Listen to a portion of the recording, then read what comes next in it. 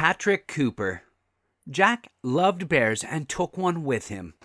Katrina. Alaska bears are known to be intelligent and curious. They tend to avoid people and mostly prefer staying in hiding, but some cases have raised questions about whether or not these bears are life-threatening. In 2017, a bear attack case elevated fear around the country. Patrick Cooper was born on January 12, 2001, prematurely with disabilities to disabled biological parents. He spent the first 2 months in the neonatal intensive care unit at Anchorage's Providence, Alaska Medical Center. The disabled parents were unable to take care of him due to financial issues, so they decided to give him up for adoption. Katrina and Dave adopted Patrick, but his biological parents were also allowed to stay in touch with their son. Patrick had autism, attention deficit hyperactivity disorder, and a seizure disorder. Despite having several mental and physical issues, the kid enjoyed his life. He enjoyed being around his family and relatives. He was a very soft-hearted child who would wait for Katrina at the door, and once she was back from work, the adventurous day would begin. He loved going outside and enjoyed being in nature. Patrick received tremendous love and care, which taught him to be confident and affectionate. He participated in outdoor activities like running races with his family, fishing with his mother, shooting hoops with his brothers, and growing more independent. He loved running on trails and in the mountains.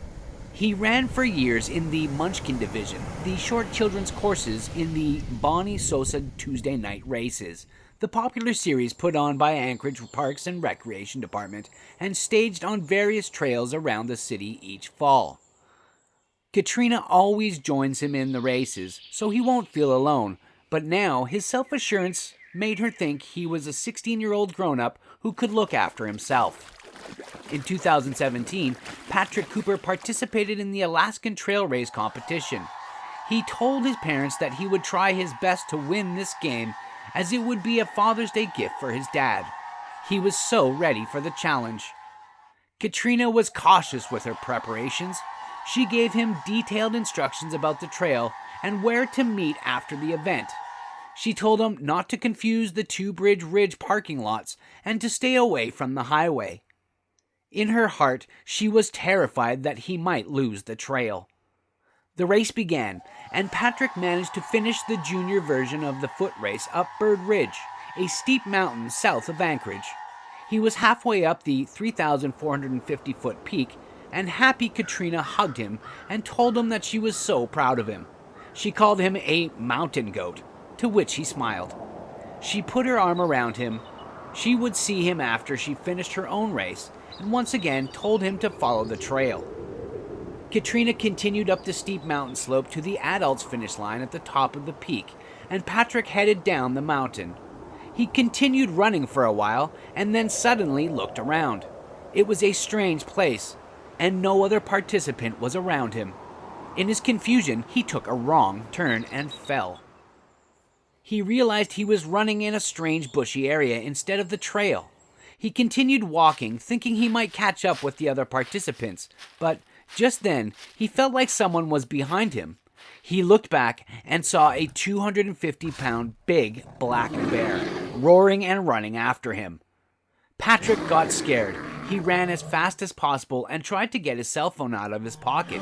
He frantically called his brothers and parents, but no one received the call. Once again, he called his brother, who received the call. Patrick told him that a giant black bear was chasing him. His brother wanted to know where he was, but the cell phone went off just then. Patrick's brother ran down to the authorities and notified the race director, Brad Prikowski, that he got a call from his brother, who was in danger. Brad Prikowski alerted the race crews to begin searching for Patrick Cooper. Katrina also ran back with her husband and kids to find Patrick. All the other participants were alerted that a kid was missing and that they should discontinue the race and return and report their safe return. The rescue team arrived in the area and began searching for Patrick, but the kid was nowhere to be found. John Weddleton, who didn't participate in the race but was in the crowd, decided to go and find Patrick. The rescue team was also searching, but Weddleton split from the team and searched by himself. While going up, he heard a bear roar. He looked behind, thinking it was Patrick, but it was a giant black bear. I thought I heard something above me and thought, maybe that's him. The bear came by me, maybe about 10 feet away, and then I saw the teen. Weddleton saw the bear and her cubs walking around a teen lying on the ground. He said the teen was in awful condition. Just then, the rescue team arrived at the spot. Patrick was found about a mile up the path at about 1,500 vertical feet.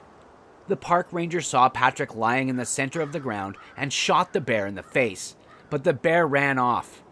When Patrick was in bad shape, he was quickly sent to the hospital by airlift. Later, he was declared dead due to severe wounds. Patrick lost his life in an unbelievable attack. The authorities continued to search for the wounded bear. According to some sources, the bear was found dead, but other sources deny this, saying the injured bear was never found. Tom Crockett, a park ranger with Chugach State Park, said bear encounters are not common there, and there had been no recent sightings, he said. This young man didn't do anything wrong. He was just in the wrong place. You can't predict which bear is going to be predatory. Alaska was left in shock, knowing about the horrific death. The entire neighborhood came out to condole the family. His siblings stayed in the house and locked themselves in the room, crying for days. Patrick's death was alarming for anyone planning to race or jog in the area. A few days after Patrick's death, a wild bear mauled 2 contractors working several miles from the main camp. The attack took place about 300 miles northeast of Anchorage. No information about the victims was released. Fish and Game biologist Dave Battle told KTVA they were hoping to find the bear's body, but there were no confirmed sightings before nightfall. He said, "We know the bear was hit because we found blood, but we don't know how hard it was hit or if it was just a graze. If the bear was not very seriously wounded, it might well have left the area." The area was considered danger-free. The last fatal bear attack in the greater Anchorage area was in 1995, when 2 people were killed in the Turnagain Arm area by a brown bear protecting a moose carcass.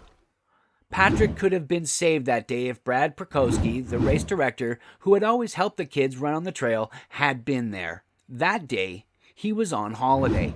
Patrick called and messaged his mother during the bear attack, but the phone was turned to airplane mode.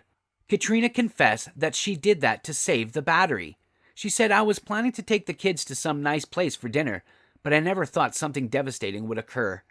The whole family had the phone, but all of them were busy with the race. The family is agonizing over the missed phone messages, but it's too late.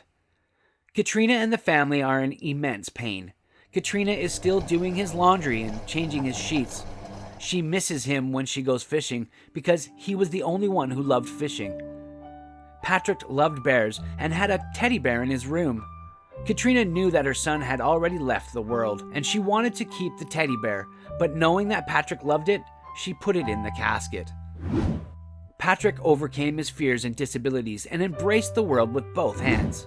The kid left the world, but would always be remembered for his bravery. That's a wrap for today. Don't forget to smash the thumbs up button, share, and subscribe to the channel to see our latest contents.